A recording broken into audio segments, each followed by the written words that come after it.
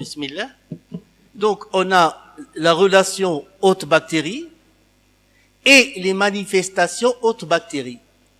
Ce sont les deux principaux cours qui vous induisent à entrer en médecine. Tout ce que vous allez après lire en 3e, 4e année, c'est là. Vous allez comprendre beaucoup de choses. En commençant par la relation hôte-bactérie. Je vais lire le plan parce qu'il y a des gens qui nous écoutent. Donc, on va parler introduction, les types de relations hôte-bactérie, le mode de transmission de ces bactéries chez l'humain et les voies de pénétration. Lorsqu'il y a un problème de pathologie dans le conflit hôte-bactérie, il y a d'une part la bactérie qui va exprimer son pouvoir pathogène et d'autre part l'hôte caractérisé par sa réceptivité et son pouvoir de se défendre. Donc la bactérie avec tout son pouvoir pathogène, vous allez voir les enzymes, les toxines, etc. Et l'hôte qui reçoit cette bactérie avec tous ses mécanismes et il va essayer de se défendre. Ça, c'est le conflit hôte-bactérie. La bactérie tend à envahir les tissus, tandis que l'hôte, grâce à un système complet de défense, réagit pour éliminer ou détruire cette même bactérie. Donc, il y a la bactérie avec tout son pouvoir pathogène, il y a l'hôte, qui est l'individu, qui reçoit cette bactérie et il va essayer de se défendre, et aussi, la bactérie, comment elle va, quelle est sa pathogénicité, c'est qu'elle va envahir les tissus, les viscères, etc., et l'homme va essayer de les faire sortir. Donc, ces deux phrases, elles sont pareilles. Quelles sont les relations entre la bactérie et l'hôte? On a les principaux types de relations hôte-bactérie. C'est 1, le saprophytisme, 2, le commensalisme, 3, la symbiose. On parle parce qu'il y a des bactéries qui vivent avec nous, vous allez voir dans le microbiote, il y a des bactéries qui vivent à l'extérieur. Il y a des bactéries qui sont pathogènes pour nous, et il y a des bactéries qui sont pas non pathogènes pour nous. Vous allez voir, le saprophytisme, c'est une forme de nutrition permettant à un organisme d'utiliser des matières organiques en décomposition. On appelle les bactéries saprophytes. C'est elle qui vit et se nourrit dans l'environnement, dans le sol, dans les eaux, dans les surfaces. Vous allez dire pourquoi on en parle. Parce que ces bactéries peuvent pénétrer chez l'individu et donner ce qu'on appelle des pathologies, par plusieurs voies de transmission. Deuxièmement, le commensalisme. Donc c'est un type d'association qui conduit deux espèces différentes, la bactérie et l'hôte, sans que l'une nuise à l'autre. Donc on vit ensemble. On est beaucoup plus bactérien que cellules. On a des milliards de bactéries supérieures aux cellules. On est presque des extraterrestres. Donc, on est beaucoup plus formé de bactéries qui vivent avec nous sans qu'elles ne nuisent, sans qu'elles ne nuisent l'autre. Et parfois, l'une des espèces, les bactéries commensales sont des bactéries qui vivent au contact du revêtement cutanéo-muqueux d'un hôte sans entraîner des désordres. C'est la flore normale ou commensale. Il y a une flore saprophyte qu'on a vu qu'elle se trouve à l'extérieur. Il y a une flore à l'intérieur de l'individu, c'est une flore commensale. Et le symbiose, c'est une vie entre l'hôte et un micro-organisme et ne tire aucun profit de cette relation. Les bactéries du tube digestif qui se nourrissent d'un aliment présent et qui fabriquent la vitamine K. Donc c'est une vie en symbiose. Elle vit, elle lui donne la vitamine K. Elle vit, elle lui donne autre chose. C'est une vie de symbiose. Donc on a le saprophytisme, on a qui est à l'extérieur, qui peuvent rentrer chez nous, qui met le Pseudomonas aeruginosa, c'est une bactérie qui non fermentante, qui vit dans le milieu aquatique. Cette bactérie peut contaminer les surfaces, peut contaminer et entraîner ce qu'on appelle des infections très très graves. Le saprophytisme, ce sont des bactéries qui se trouvent à l'extérieur, donc ils peuvent aussi entraîner Pseudomonas. Le commensalisme, ce sont des bactéries qui vivent avec nous. Elles vivent avec nous. On a sur la peau, sur les mains, au niveau un peu partout. Sans que l'une soit nuisante à l'autre, à l'individu. Par contre, dans certains cas, vous allez voir ce qu'on appelle des infections nosocomiales, les infections chez les immunodéprimés, où les germes de sa flore, parce qu'il ne peut pas se défendre, il n'arrive pas à se défendre, il n'arrive pas à contrôler la multiplication, et les bactéries qui vivent avec nous se multiplient, se prolifèrent, et peuvent donner des infections, ce qu'on appelle des infections opportunistes, dues aux germes de la flore de l'individu. Ils vivent en commensal, on est tranquille entre nous, mais lorsqu'on n'arrive pas à se défendre, lorsque les moyens de défense sont diminués, lorsque l'immunité de l'individu a diminué, ces bactéries se prolifèrent parce qu'il n'y a pas un contrôle. Elles se multiplient, elles peuvent donner ce qu'on appelle des infections opportunistes, donc qui surviennent sur un terrain suite à des germes commensaux. Ça va. Parce que vous allez voir tout ça dans votre carrière, on n'en parle que de ça. Une bactérie pathogène, c'est une bactérie qui est nuisible à son hôte et peut provoquer chez lui une maladie. On distingue des bactéries pathogènes spécifiques, qu'on vient de citer, et des bactéries pathogènes opportunistes. Les bactéries pathogènes spécifiques, on a des bactéries qui sont considérées comme pathogènes, strictes. Exemple, la Salmonella typhi, qui est responsable de la typhoïde, le Vibrio cholerae, qui est responsable du choléra, le Corynebacterium diphtheriae, qui est responsable de la diphtérie. Ça, ce sont des bactéries, une fois isolées, c'est un diagnostic précis.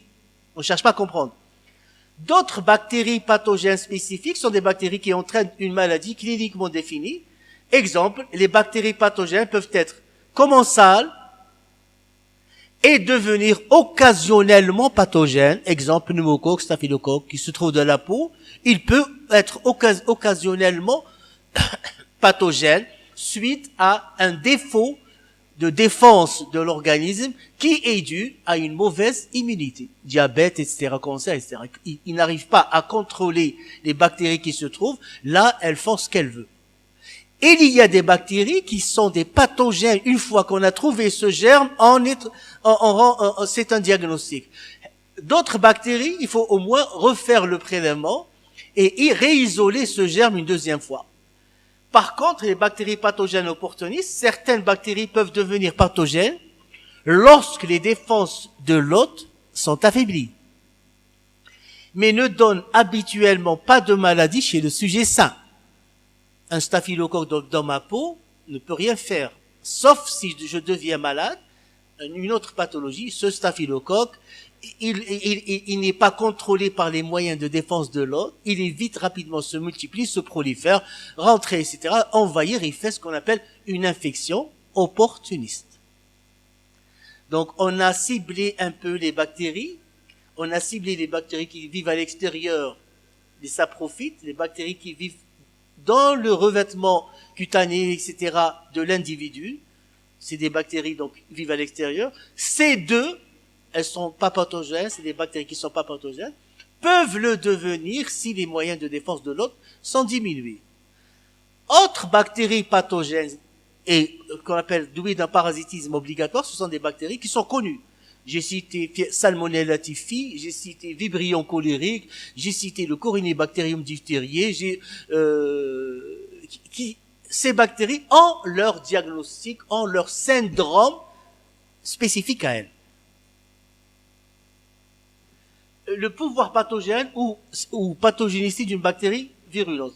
La pathogénicité, c'est des termes de définition. C'est en sémiologie qu'on essaye de comprendre beaucoup de choses. La pathogénicité est la capacité d'une bactérie à produire une maladie chez l'homme. C'est l'ensemble des mécanismes qui conditionnent le type de maladie dépendant d'une bactérie. La virulence d'une bactérie, on peut la calculer. sous forme de DL séquence. C'est-à-dire, on calcule la dose infectieuse. Si on met dans un lot de souriceaux une centaine de souriceaux, on leur injecte la bactérie qui est dite virulente, et on va voir au bout d'un temps si toutes les souris meurent. Ça veut dire que la dose infectante est à 100%.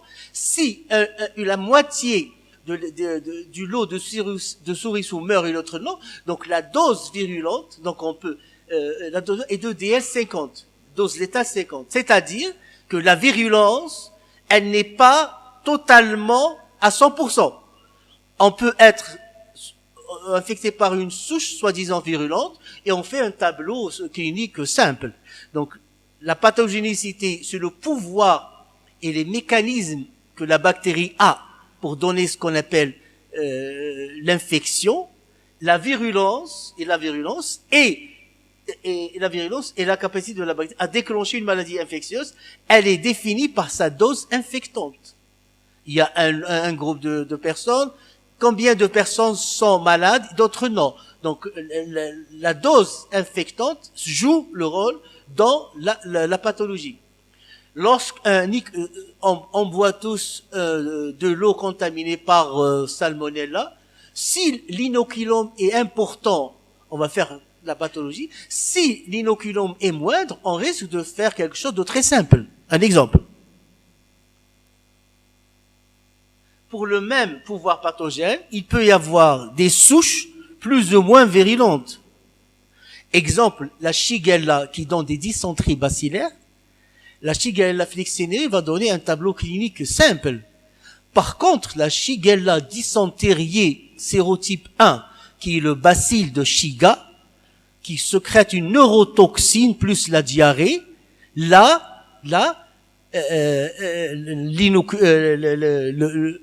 virulence est importante par rapport à d'autres Shigella. Donc c'est des appellations et c'est des espèces bactériennes douées de virulence moindre, forte, etc.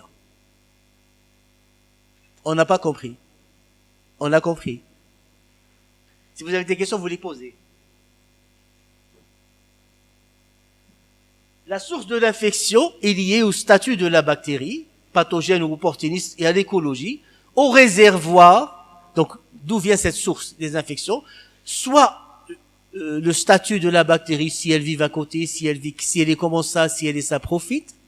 Le réservoir de cette bactérie peut être l'humain, peut être l'animal, peut être l'environnement. Peut-être une pathologie qui touche l'homme et l'animal, ce qu'on appelle une anthropozoonose. Peut-être une bactérie qui touche strictement l'homme, donc c'est une infection à méningocoque, etc., etc. Le mode de transmission de ces bactéries vis-à-vis de l'hôte, on a la transmission directe, la transmission indirecte, la transmission horizontale et la transmission verticale. Vous allez trouver ces termes dans votre cursus. La transmission directe, donc, c'est la contamination par contact avec le réservoir. Contact direct avec un individu ou un animal infecté. Direct, donc, il y a des pathologies qui se transmettent directement, on avale cette bactérie dans un îlot comme ça. La transmission indirecte, par l'intermédiaire d'objets infectés.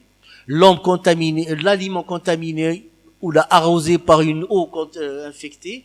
Notion de survie possible de la bactérie dans l'environnement pendant un certain délai. Donc, elle est à l'extérieur, elle rentre. Contamination directe, ce sont les gouttelettes. Si on est en contact de quelqu'un qui est malade, lorsqu'il tousse, il va m'envoyer ces gouttelettes. Le cas de la Covid, donc rapidement, je serai contaminé. Sexuellement transmissible, IST, donc c'est une contamination directe. Par voie digestive, donc elle est beaucoup plus indirecte si on avale un aliment contaminé. Horizontale, donc c'est la contamination interhumaine. Et verticale, c'est la contamination placentaire vers le fœtus. Donc direct, indirect, interhumaine et verticale. Ce sont des appellations qu'on trouve dans notre formation. Les voies de pénétration, donc elle est directe, elle est comment? Elle est indirecte, elle est comment? Les voies de pénétration, donc on a des voies respiratoires par inhalation d'aérosols contaminés, coqueluche, tuberculose, ce que vous voudrez. Digestive par ingestion d'eau ou d'aliments souillés, choléra, typhoïde.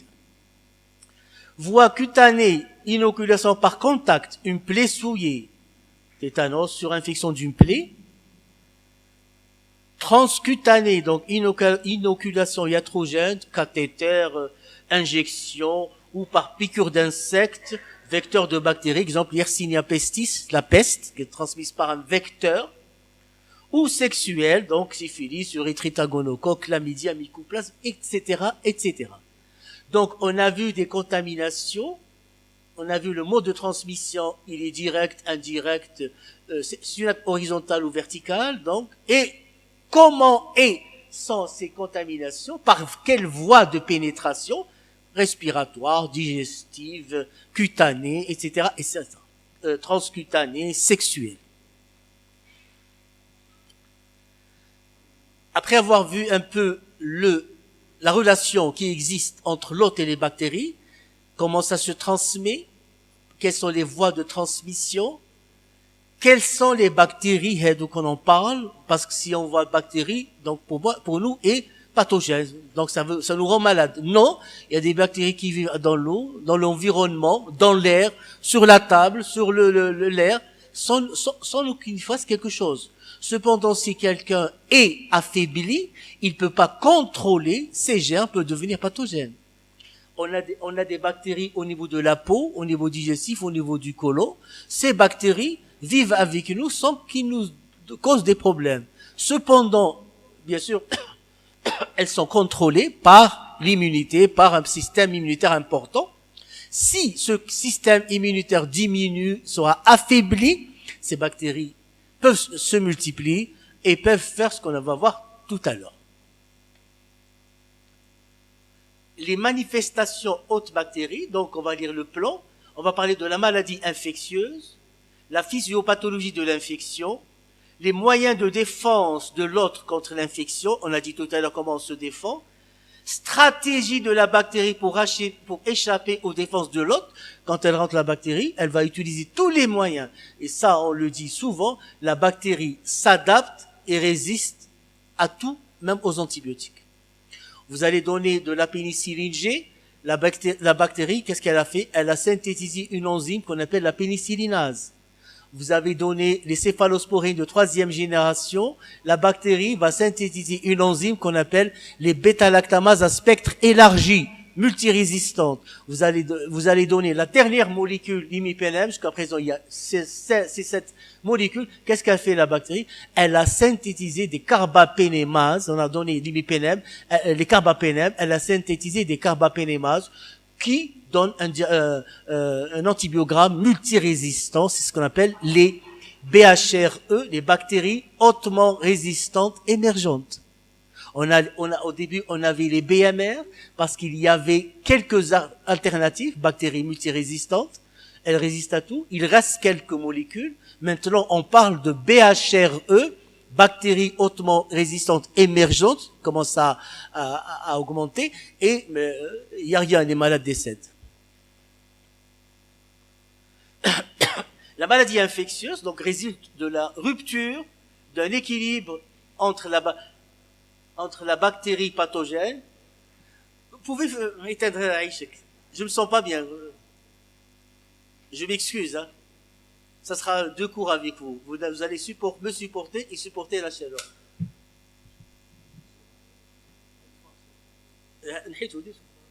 Il enregistre pas.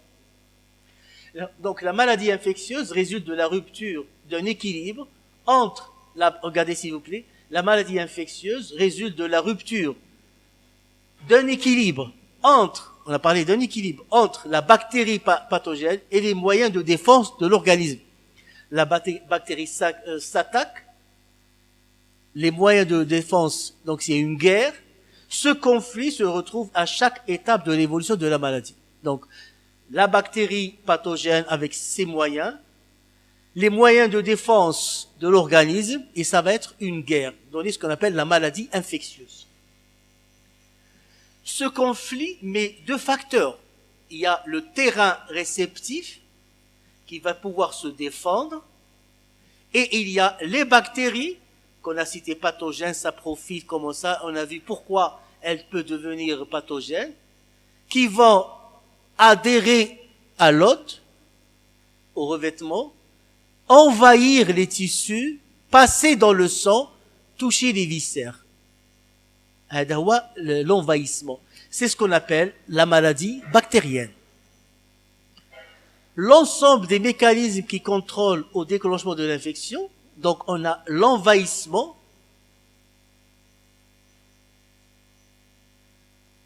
donc la bactérie pathogène, etc., en fonction du terrain réceptif qui se défend, elle va envahir. Et comment elle va envahir? Donc, ça fait partie de ça. Donc, elle va coloniser.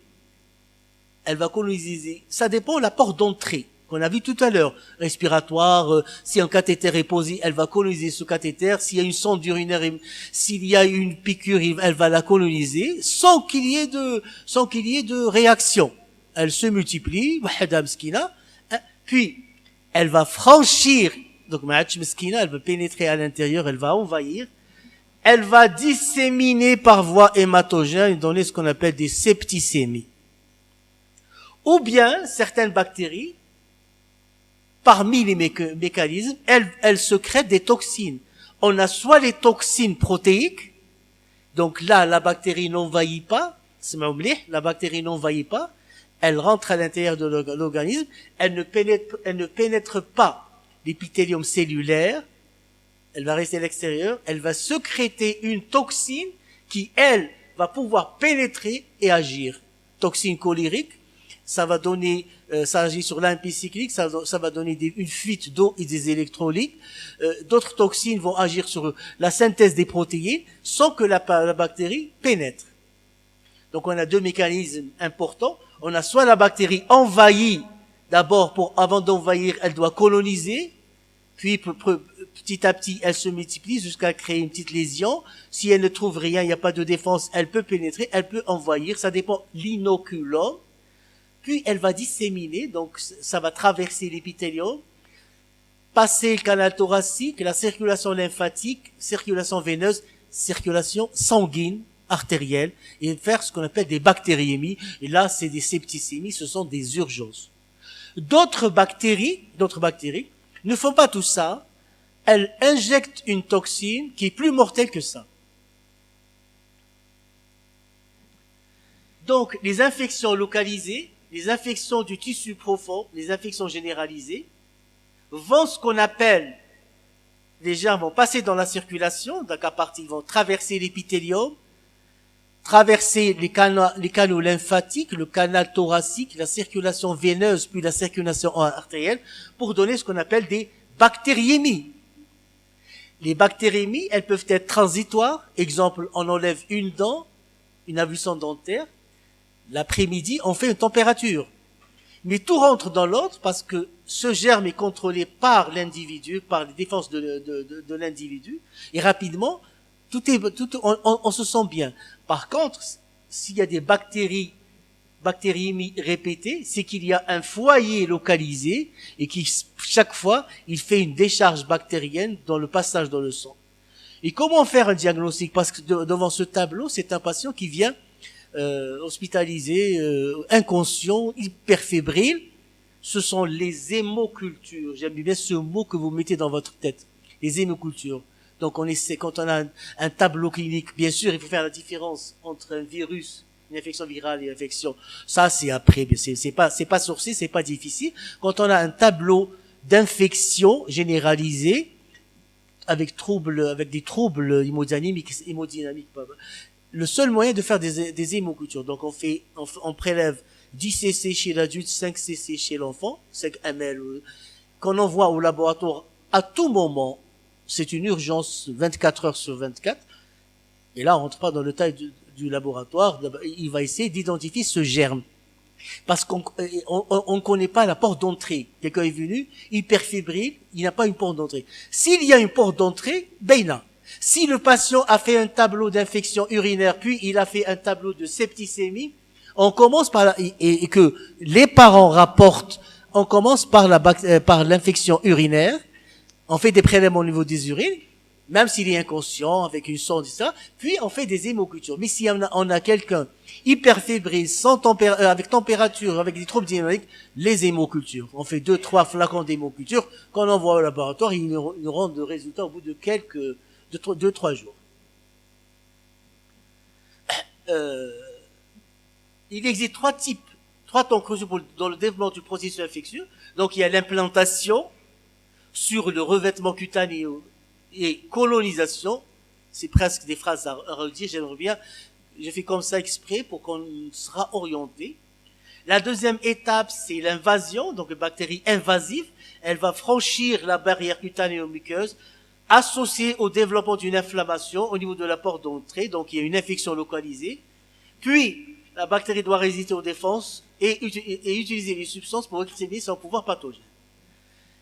Après, la troisième étape, c'est la dissémination à partir d'une porte d'entrée par voie sanguine, bactérienne ou lymphatique, aboutissant parfois à des localisations secondaires. Donc, après une localisation primaire, qui est la porte d'entrée, la bactérie va se multiplier, donc après adhérer, elle va se multiplier, envahir les tissus profonds, traverser les canaux lymphatiques, sanguins, etc., donner, disséminer par voie hématogène. Si vous êtes fatigué, vous pouvez sortir. La Covid. Mettez le masque. Ouais, d'accord. اللي قدامها تاني يعسي روحك. En fait, je vois personne sans bavette. Vous avez raison. Peut-être vous êtes vacciné, peut-être vous... Mais j'ai fait le Covid, j'ai perdu ma sœur, Mandy, une semaine, à cause de la Covid. J'étais comme vous, mais maintenant, hein.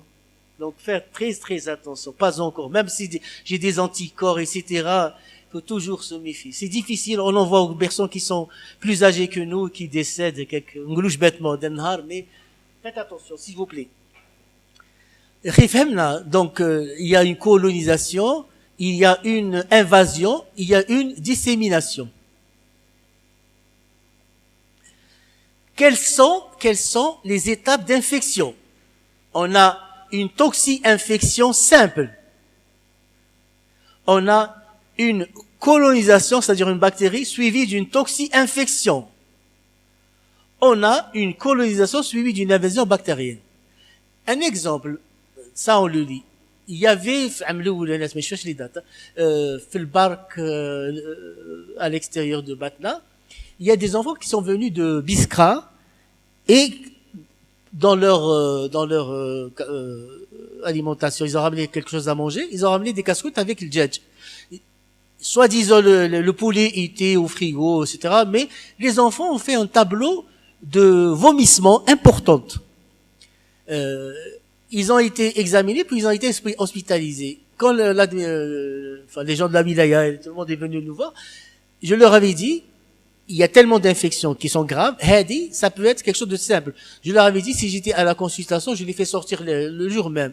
Parce que c'est une toxine du Staphylococcus aureus qui se trouve sur l'aliment, et le staphylocoque aussi. La toxine, quand elle pénètre, elle va agir sur les centres émétisants, donc des vomissements.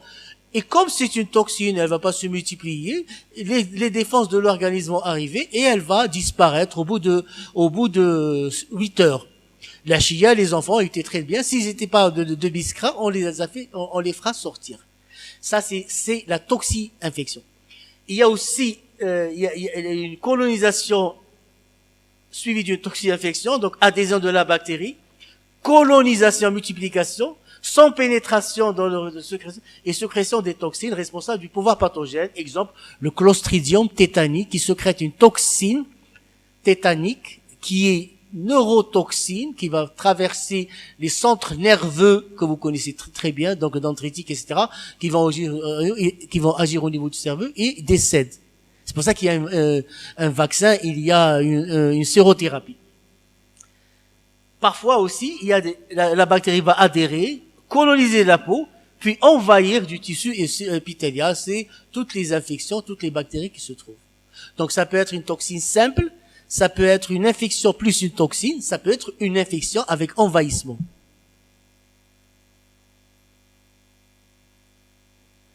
Là, on a parlé de la bactérie, on a dit quels sont les moyens, qu'est-ce qu'elle peut faire. Là, c'est à nous maintenant. Quels sont les moyens de défense de l'hôte? La fréquence d'exposition à des bactéries virulentes contraste avec la rareté des infections au cours de la vie. Bien sûr, il y a tellement de bactéries. Nous, on est toujours des bactéries, mais les infections sont rares. Parce que il y a plusieurs moyens, lignes de défense chez l'homme, qui vont s'opposer à l'implantation des nouveaux micro-organismes. On peut avaler de l'eau infectée, on peut être contaminé par une plaie, etc. Mais il y a les moyens de défense. On a les moyens de défense qui sont non spécifiques, qui surviennent automatiquement que la bactérie pénètre. Et il y a des moyens de défense spécifiques ou immunité acquise. Donc, une fois qu'une bactérie pénètre, les moyens non spécifiques, ils commencent à agir. Exemple, la barrière cutanéo-muqueuse. La peau, elle a un rôle de barrière physique, chimique, biologique. La peau intègre et imperméable aux bactéries, grâce d'une part à de nombreuses couches cellulaires, d'autre part à la kératinisation. Les phénomènes de desquamation superficielle, c'est une élimination mécanique des germes en surface. Quand on se lave, donc on essaye de desquamer les trucs, la peau morte. Entre-temps, la bactérie qui se trouve, qui commence à s'y mettre, à adhérer, sans attendre donc on évite la colonisation. La barrière chimique, donc le pH acide et la peau sèche, inhibe la croissance bactérienne. Sécrétion de lipides toxiques, etc., qui inhibe la croissance bactérienne. Donc il y a la peau, et aussi les substances que l'acidité de la peau, certaines toxines qui peuvent éliminer ces bactéries. Et la barrière biologique, cette fonction est assurée par la flore commensale, cutanée normale, qui empêche la colonisation par les bactéries pathogènes. Donc on a une flore cutanée, elle essaie d'enlever de ces bactéries qui commencent à agir. Donc c'est une compétition nutritive au niveau des sites récepteurs cellulaires de l'hôte, production des substances lytiques, des bactéries aussi, et simulation de l'immunité humorale. Les muqueuses, donc ce sont aussi des défenses non spécifiques, des barrières physiques, emprisonnement des bactéries, puis élimination des bactéries avec mucus par les cils vibratiles. Lorsqu'on inhale quelque chose, on a les cils qui peuvent, quand on essaie d'éternuer, on élimine ce qui est rentré à l'intérieur. Les barrières chimiques des muqueuses, on a l'estomac, donc son acidité, le vagin avec sa flore de Doderlein, ce qu'on appelle les lactobacillus quand on a un prélèvement vaginal. Et pour dire que ce prélèvement vaginal c'est un sujet sain ou un sujet malade, on essaie de faire un examen à l'état frais ou à la coloration de grammes, et on recherche, on trouve, si on n'a que des bacilles, grammes plus ce qu'on appelle les bacilles de Doderlein, lactobacillus, là c'est un sujet qui est normal. Le pH acide entraîné par ces bacilles de Doderlein va enlever tous les germes d'infections sexuellement transmissibles. Bien sûr, si ces bacilles d'Oderlein diminuent par augmentation d'autres germes, ça veut dire qu'il y a un problème, c'est le score de Nugget, il y a un score, une bacille d'Oderlein, il coule au bzef, jusqu'au 1, 2, 3, 4, le quatrième, il n'y a plus de bacilles d'Oderlein, il y a une flore nouvelle, comme des bacilles, des germes de sexuellement transmissibles. Les barrières biologiques, donc l'existence des flores microbiennes commensales, sauf au niveau des voies respiratoires, où il n'y a pas cette flore, donc utérus, des voies génitales, hautes et tractus urinaire. Il existe un équilibre écologique qui s'oppose à un équilibre biologique, écologique, pardon, qui s'oppose à l'implantation des bactéries pathogènes, et toute modification de cet équilibre, en particulier par les antibiotiques, entraîne un dysmicrobisme et permet l'implantation et la prolifération de nouvelles espèces pathogènes. Un deuxième moyen inné, naturellement, lorsqu'il y a une pénétration d'un germe, donc c'est une succession de réactions physiologiques qui se mettent en place dès qu'une bactérie pénètre dans l'organisme, après avoir franchi la barrière cutaneo-muqueuse. Donc le point de départ, donc altération de la cellulaire par les toxines et les métabolites bactériens. Donc ces germes vont entraîner des lésions cellulaires. Puis, devant ces lésions cellulaires, l'organisme se défend par libération des médiateurs chimiques, histamine, bradykinin. Quand il y a un prurite, donc l'histamine, bradykinin, c'est pour donner, enlever les troubles. Déclenchement des phénomènes vasculaires, augmentation de la perméabilité vasculaire, exsudation des facteurs plasmétiques. Stase sanguine et hyperthermie locale. Quand il y a quelque chose, l'hyperthermie, c'est pas quelque chose de méchant, c'est quelque chose de défense de l'organisme.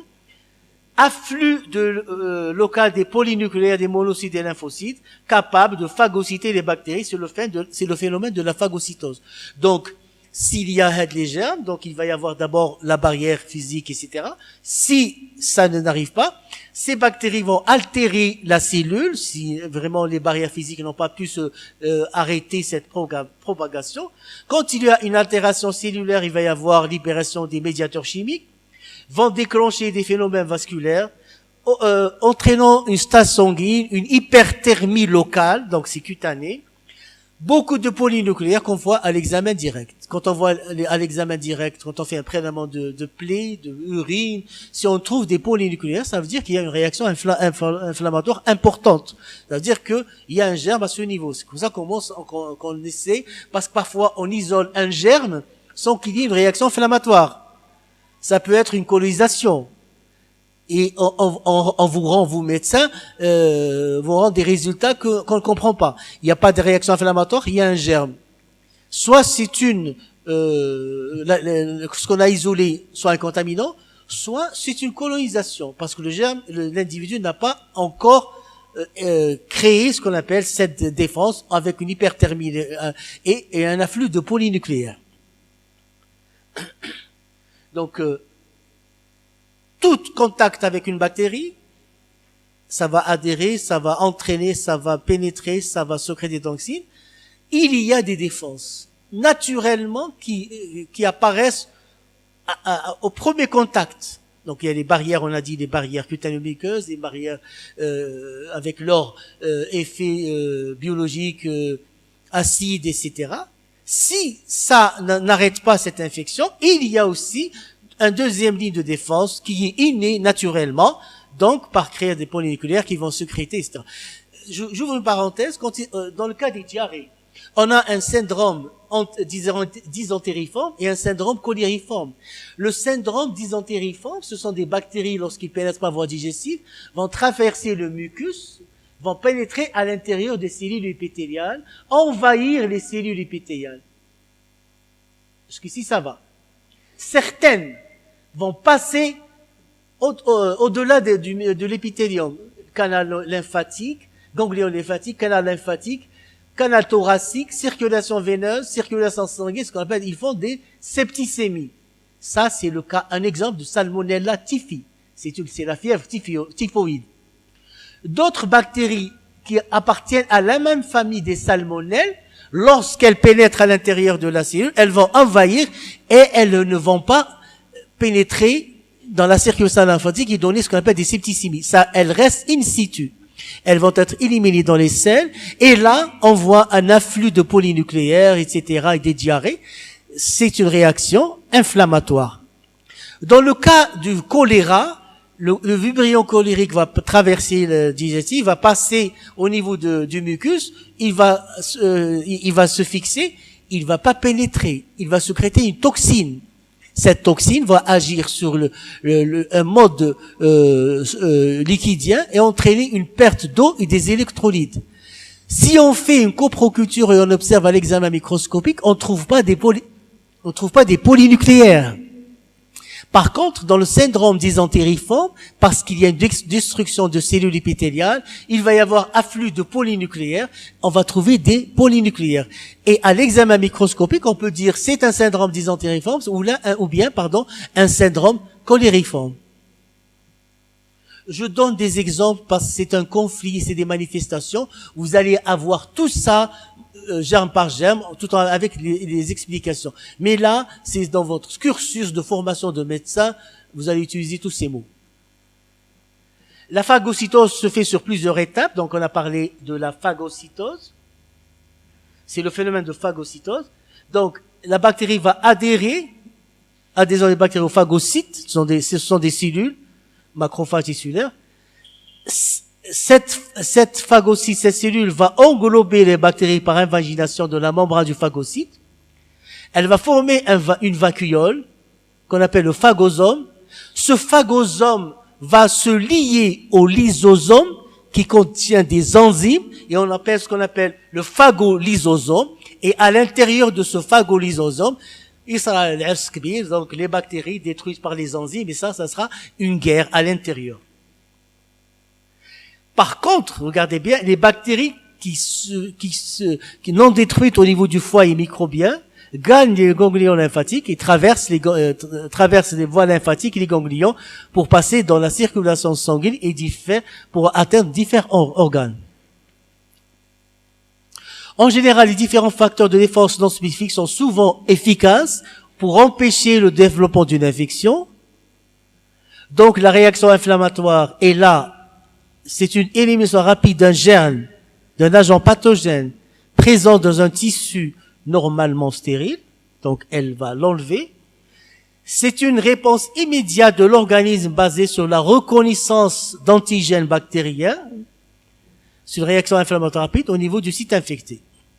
Ça va donner une hyperleucocytose neutrophile, augmentation du CRP, quand vous avez une infection bactérienne, demandez rapidement la CRP qui peut augmenter. C'est un signe biologique d'infection.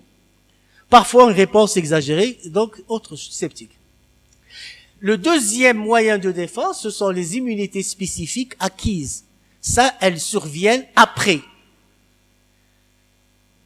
Toutefois, lorsque ces bactéries successives sont franchies, interviennent alors l'immunité spécifique dont le support est le système lymphoïde. Donc, après quoi? Donc, après la réponse immunitaire, coopération de cellules de nature variée. Ça va donner des réactions humorales et des réactions cellulaires. On a dit après, donc il y a immunité naturelle innée. Intervient une immunité spécifique acquise après avoir présenté l'antigène microbien par une cellule présentatrice d'antigène qui est le macrophage. Le macrophage va présenter cet antigène aux lymphocytes T tueuses, recrutées et activées par la cellule présentatrice. Donc la cellule présentatrice, le macrophage va présenter cet antigène, elle va recruter des lymphocytes T, et elle va recruter des lymphocytes T.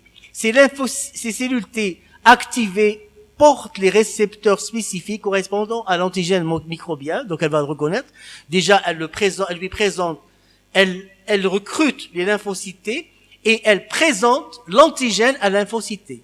Le phagocyte tout à l'heure, on a parlé, il va présenter l'antigène, il va recruter les lymphocytes T et il va présenter l'antigène aux lymphocytes T.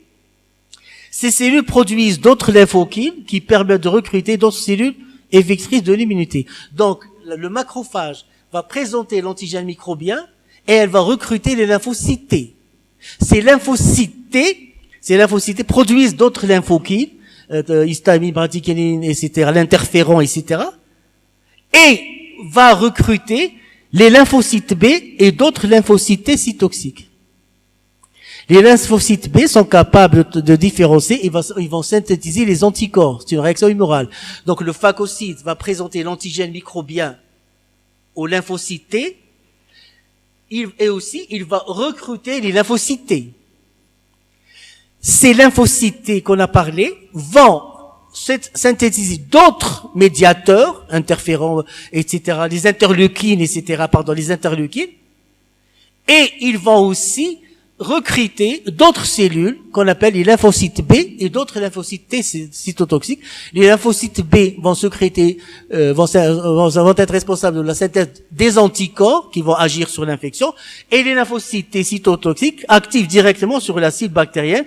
Donc c'est une infection à médiation cellulaire. Ça va. Le phagocyte, il présente l'antigène, et il recrute les lymphocytes T.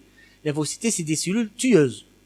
Si les lymphocytes T vont synthétiser d'autres cellules, ils vont aussi synthétiser d'autres médiateurs chimiques et d'autres cellules, exemple les lymphocytes B et d'autres lymphocytes T cytotoxiques, pour donner ce qu'on appelle des réactions humorales et des réactions cellulaires. Exemple, parce qu'on est dans la Covid, quand on fait les anticorps, il y a des gens qui ont eu des IgG. Alhamdoulilah, ils sont bien. Il y a d'autres, après un temps, 4, 6 mois, 7 mois, 8 mois, les IgG méconouches. Ça veut pas dire, ça veut dire que l'immunité humorale est partie, reste l'immunité cellulaire. Si une autre fois ce Covid intervient, le phagocyte va présenter l'antigène de type Covid, pour recruter d'autres cellules, pour donner ce qu'on appelle des réactions à médiation cellulaire. Vous allez faire tout ça en immuno, et après 2 mois, après vous allez vous m'expliquer tout ça. Donc, elle concerne l'immunité humorale, elle concerne les bactéries à développement extracellulaire, caractérisées par la production d'anticorps, synthétisés par les plasmocytes, lymphocytes B, donc on a les IgM, on a les IgG. Ces anticorps, ils bloquent un facteur de pathogénicité, donc la fixation de l'adésine. Ils vont agir, ils vont venir en force. On a parlé d'immunité naturelle, l'immunité spécifique, donc lorsqu'elle présente l'antigène, il va y avoir synthèse des lymphocytes B, des lymphocytes P. Les lymphocytes B vont synthétiser des anticorps et ils vont agir sur l'infection, soit en bloquant l'adhésion, soit en bloquant une toxine, soit ils ont une perforation et destruction de la paroi bactérienne, soit ils renforcent l'action de la phagocytose. L'action de l'immunité cellulaire, elle concerne les bactéries à développement intracellulaire. Elle ne produit pas d'anticorps. Elle fait intervenir les lymphocytes T helper tueuses, qui libèrent dans le milieu les lymphokines, qui vont activer les cellules effectrices, lymphocytes et cytotoxiques, etc., qu'on a vu tout à l'heure. L'application médicale, donc, recherche dans l'immunité nécessaire pour déceler les individus. Donc, on recherche les personnes qui sont, qui ont des anticorps. Exemple, dans le cas de la rubéole, chez les petites filles, on préfère rechercher les anticorps, donc rechercher l'immunité de cette pathologie ou la contact direct, car cette pathologie est dangereuse chez la femme enceinte dans les 5 premiers mois. Il y avait un cours très important qu'ils l'ont enlevé, je l'ai fait au pharmacien, pour les 5 premiers mois. Et si on demande un bilan nuptial, prénuptial, toujours la recherche d'anticorps de la rubéole, de la toxoplasmose. Si la femme, avant qu'elle soit enceinte, bien entendu, a des anticorps, elle est immunisée. Si elle n'a pas des anticorps, elle n'est pas encore enceinte, on la vaccine. Si elle a fait son bilan et au moment où ça c'est une autre. Donc là, ce que je veux dire, qu'il faut d'abord rechercher les patients, les gens qui ont des anticorps à n'importe quelle pathologie. Deuxièmement, si on vaccine quelqu'un, après quelques mois, 1 ou 2 mois, on recherche des anticorps. Est-ce qu'il a développé des anticorps? Est-ce que le vaccin mcha ou la même chose? On a fait un vaccin de l'hépatite B. Première dose, deuxième dose, troisième dose. Il y a des gens qui sont restés jusqu'à la 5e dose. Ils ont parlé de 4e dose. 5e dose parce que ce sont des fainéants immunologiquement. Posez la question à votre enseignant en immunologie. Ils n'ont pas encore développé des anticorps comme tout le monde. Donc c'est pour cela qu'on fait un vaccin, ou là on fait une sérologie. Pourquoi on fait une sérologie? Pour voir s'il a des anticorps ou pas. Soit des anticorps suite à une pathologie, si le diagnostic n'a pas été fait directement, on fait le diagnostic indirect par la recherche des anticorps. Soit, si quelqu'un est vacciné, on confirme sa vaccination par la recherche des anticorps. Donc, je crois que pour les personnes qui sont vaccinées par la Covid, ils vont faire la sérologie pour voir s'ils ont des anticorps. Nous, quand on a fait la pathologie, ça fait un char, on a des anticorps. Maintenant, on est de nature IgG, donc on est immunisé. Je ne sais pas. C'est une nouvelle pathologie. Donc, cette vaccination, ça peut être une toxine traitée par le formol qu'on appelle la nanotoxine, un corps bactérien tué, donc vaccin contre la coqueluche, des antigènes bactériens purifiés, exemple méningo, etc., des bactéries vivantes atténuées comme le BCG, transmission passive de l'immunité spécifique acquise, donc la séroprophylaxie et la sérothérapie, et l'immunité passive d'origine maternelle, donc les anticorps classe IgG, protection pendant, si un enfant il est né, au bout de 6 mois, on peut trouver les anticorps maternels. La bactérie aussi échappe aux défenses de l'hôte, ce qu'on appelle les facteurs de pathogénicité. Donc, les facteurs qui facilitent la colonisation et l'invasion. Donc, elle pénètre pas seule, elle pénètre un insecte. Il dit, fait limousine. L'insecte limousine, à l'intérieur cette bactérie, il pique l'individu, la bactérie du troll. Donc, elle est protégée des moyens de défense. Un cathéter. Donc, on met un cathéter, si on fait pas attention à l'hygiène, il pénètre. Donc, il est rentré avec quelque chose. Donc, qui facilite la colonisation. La mobilité des germes. Il y a des germes qui sont très mobiles, qui traversent la couche du mucus. Ils traversent rapidement. Qui m'a le Vibrio cholerae qui est très mobile. Il traverse la couche du mucus pour être au niveau de cellules épithéliales. Donc, c'est les adhésines. Donc, on a les pili ou ça c'est un autre cours. Aussi, le biofilm. Le biofilm, ce sont des substances. C'est le slime qui est sécrété par certaines bactéries et qui reste, et que les antibiotiques n'arrivent pas à enlever ce biofilm. Il est de nature polysaccharidique et impliqué dans l'adhésion des bactéries. Donc, quand il y a le slime, quand il y a ce biofilm, maintenant c'est des études qui se font sur le biofilm, les antibiotiques n'arrivent pas et le germe, il se défend. La capsule aussi, il y a des bactéries qui sont capsulées, un rôle protecteur contre l'activation du complément, capsule en général immunologique. Donc la capsule, c'est un moyen aussi de défense de la bactérie.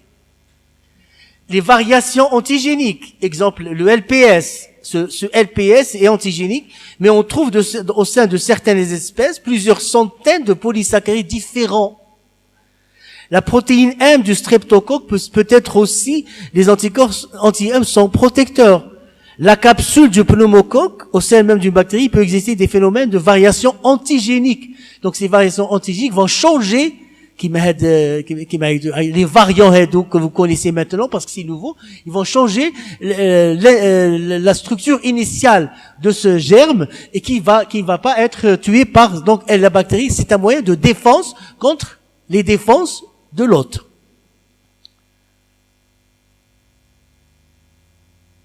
Il faut savoir qu'il y a des bactéries qui se multiplient, des pathogènes intracellulaires obligatoires, qui se multiplient à l'intérieur des phagocytes, incapables de survivre à l'extérieur des cellules.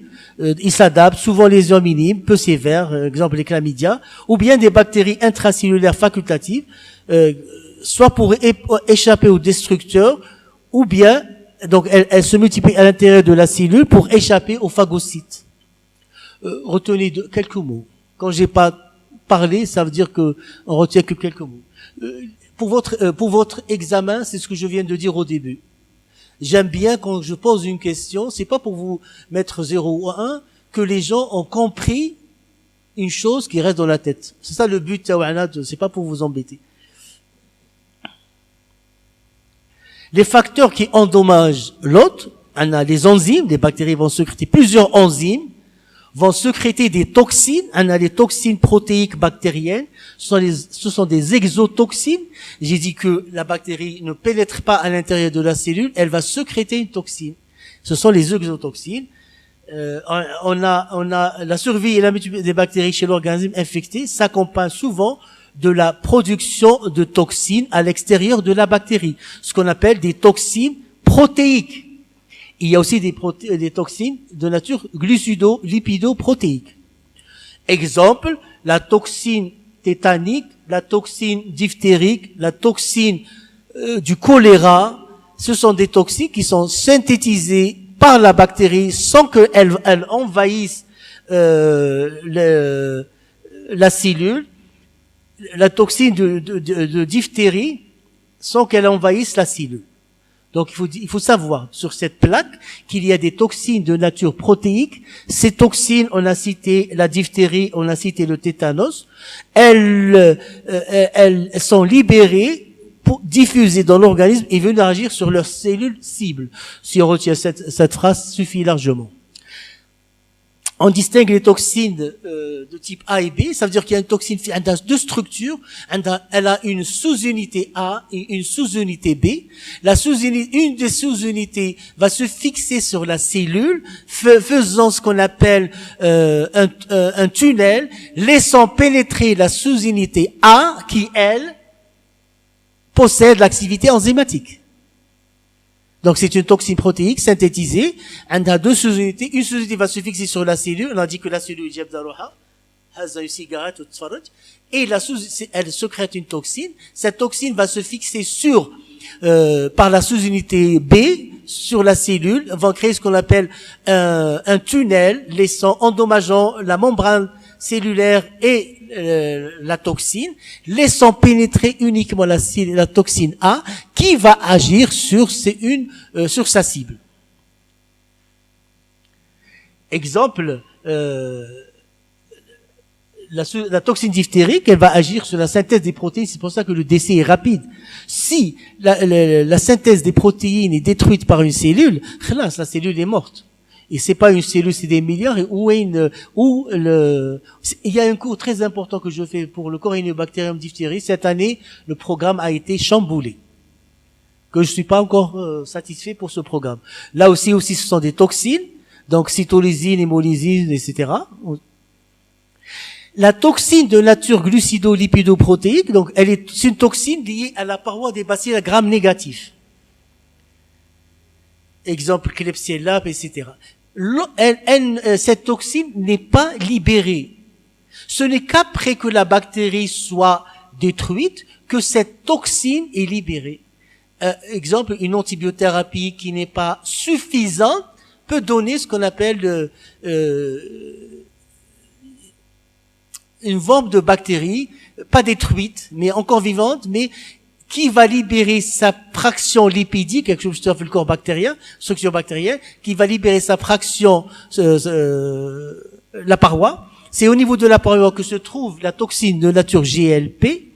Elle va être libérée, et cette toxine de nature GLP va entraîner ce qu'on appelle des troubles hémodynamiques, des problèmes vasculaires et choc endotoxinique.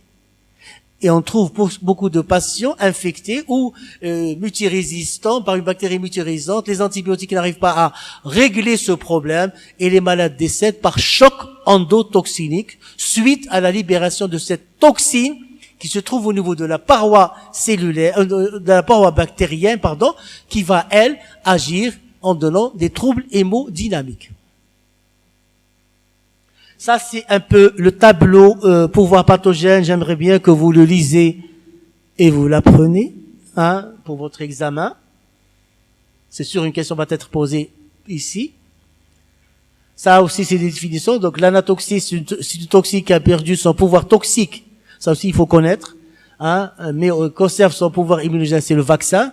L'antitoxine, donc, c'est les anticorps contre la toxine. Je vous remercie.